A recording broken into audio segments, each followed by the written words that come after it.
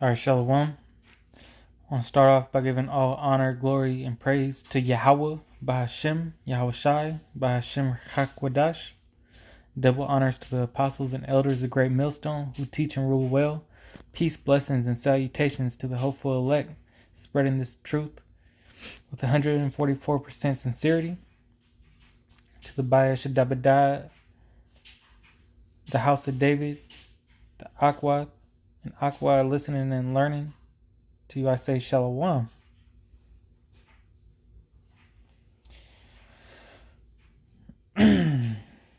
This lesson is going to be about wisdom being more valuable than riches. You know, Lord willing, it be edifying.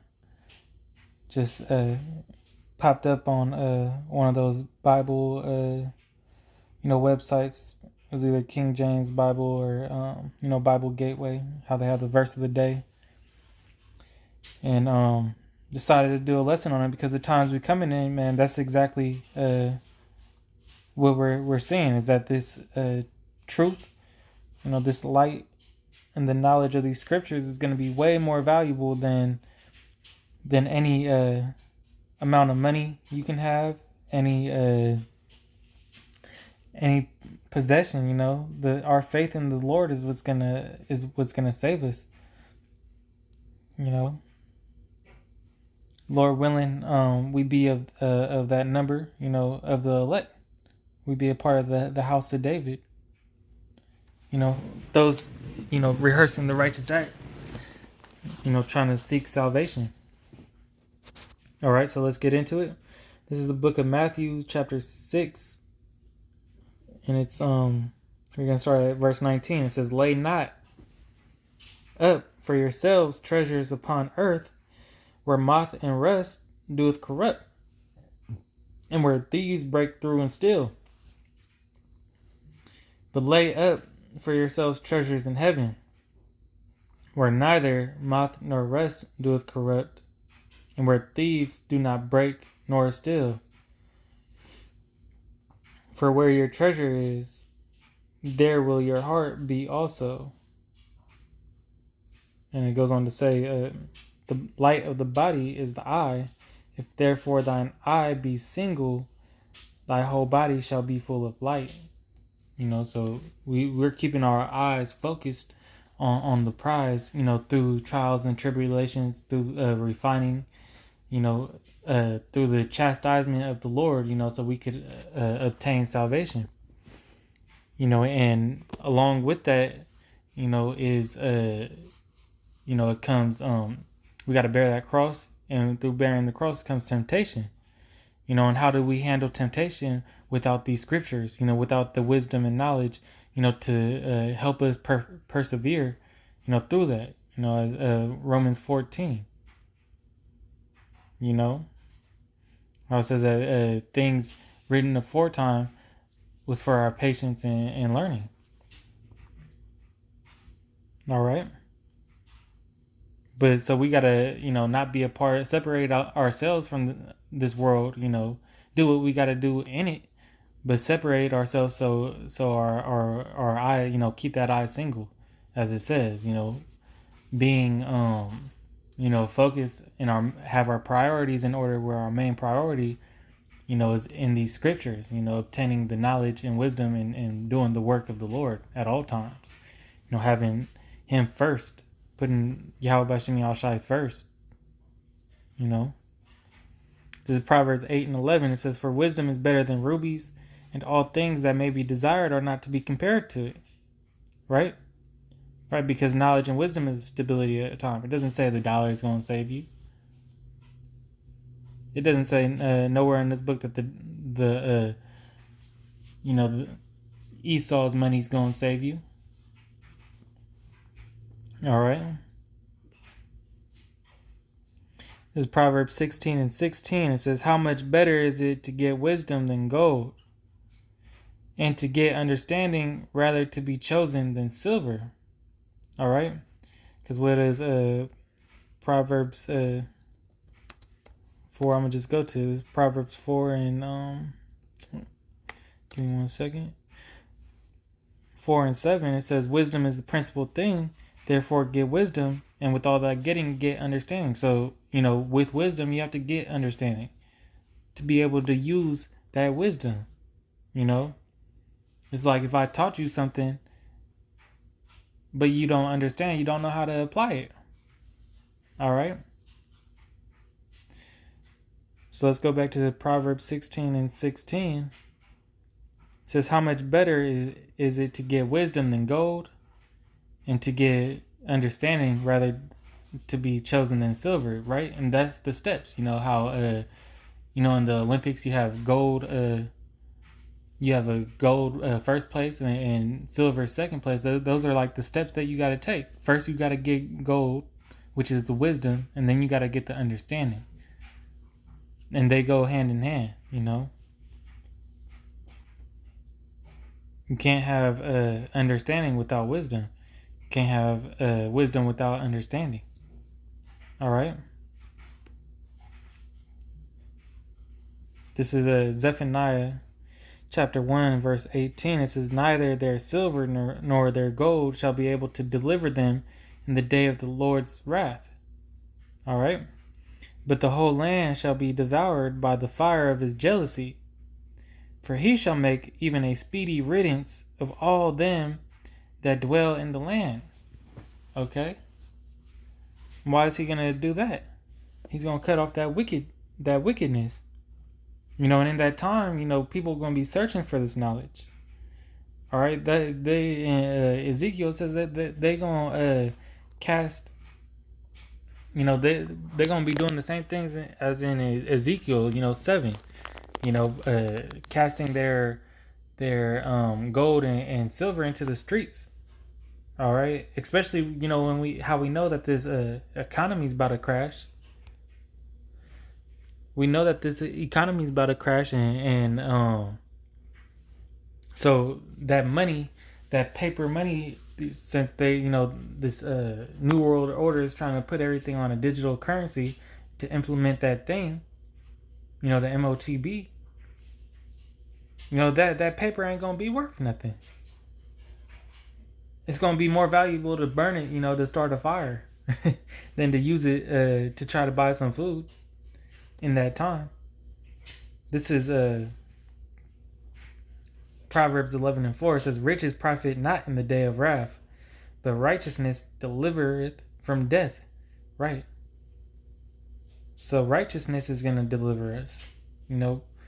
Adhering to the words and the laws of Yahweh Bashim Yahushai, that's what's going to deliver us.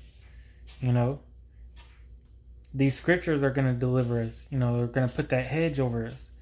It's going to protect us. The righteous, the 1/3 of Israel. It says verse 5, the righteous of the perfect shall direct his way. The righteousness of the perfect shall direct his way. But the wicked shall fall by his own wickedness. Right. So the righteousness of the perfect, because that's what we strive to be. Yahweh Shai said, be ye perfect as I am.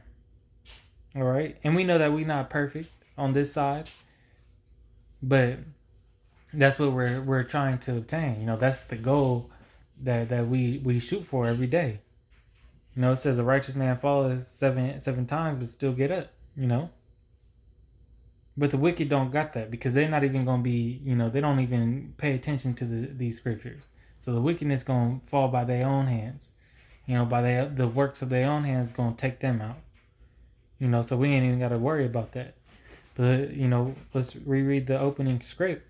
It says, lay not, right? Because the wicked just want, they want the riches of this world.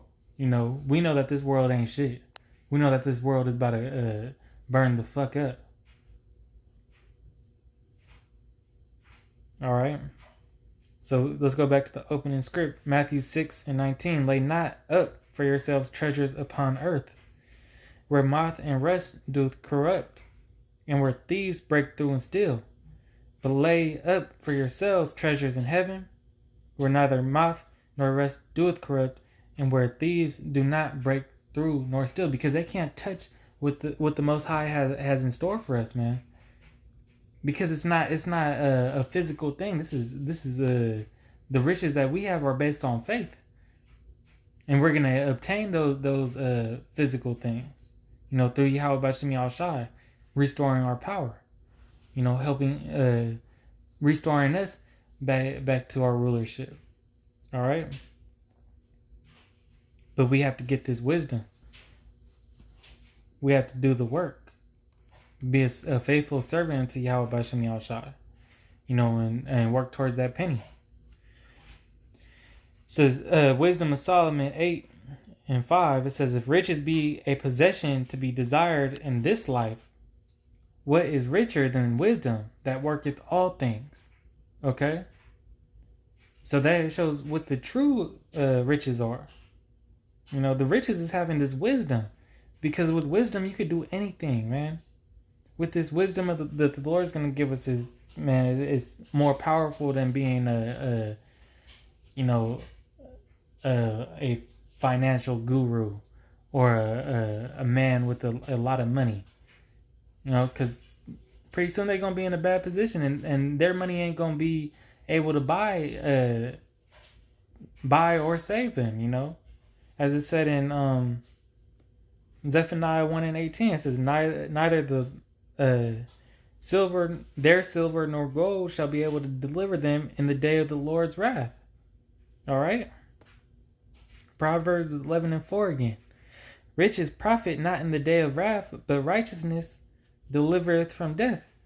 Right, the righteous works. Those rehearsing the righteous acts shall be delivered from the arches. Judges 5:11. Okay. So as the scriptures say, this money's not going to be able to save you. If you're marked for judgment, you will receive it. What's that in Ecclesiastes? Those his he doesn't execute judgment speedily. Let's just grab that real quick. Let me jump over to another tab.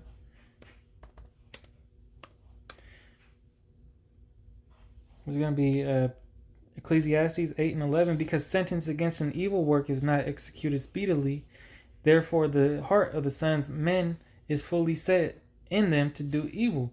All right, so just because that man who got his riches by deceit ain't getting judged right now, and he looked to be in a good case, looking like he can feeling like he could conquer the whole world. This is primarily talking about Esau, Edom, but it fits you 2/3 too,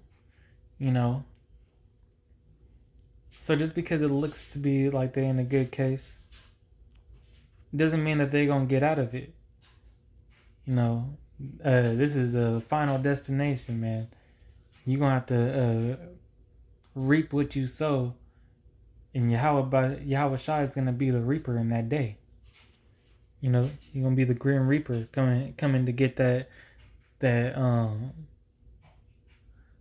coming to give you your judgment, for the iniquity and the wickedness that you've done. And ain't no amount of money, Yahweh Bashim Yahshai ain't worried about money, man.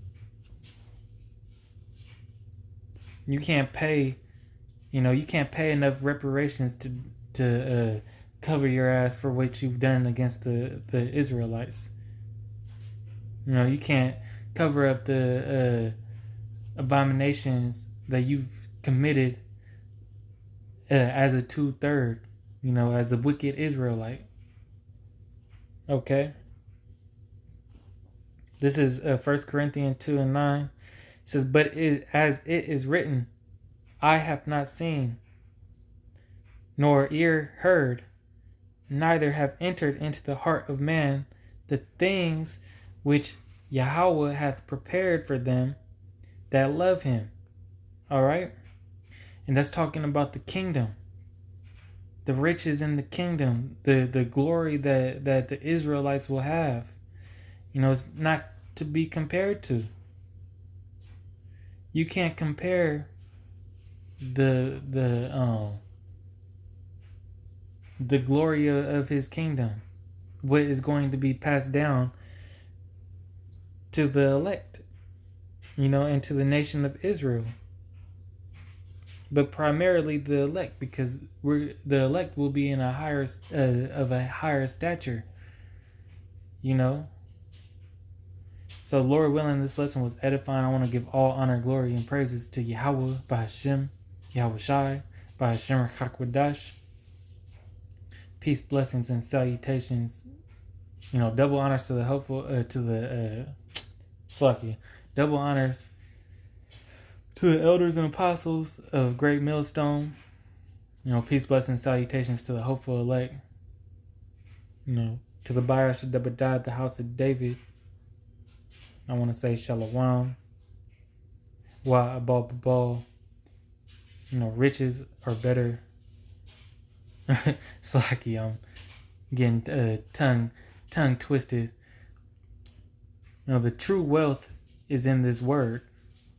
And wisdom is far more better than riches of this world. All right, so lay your treasures up in heaven. All right, Shalom.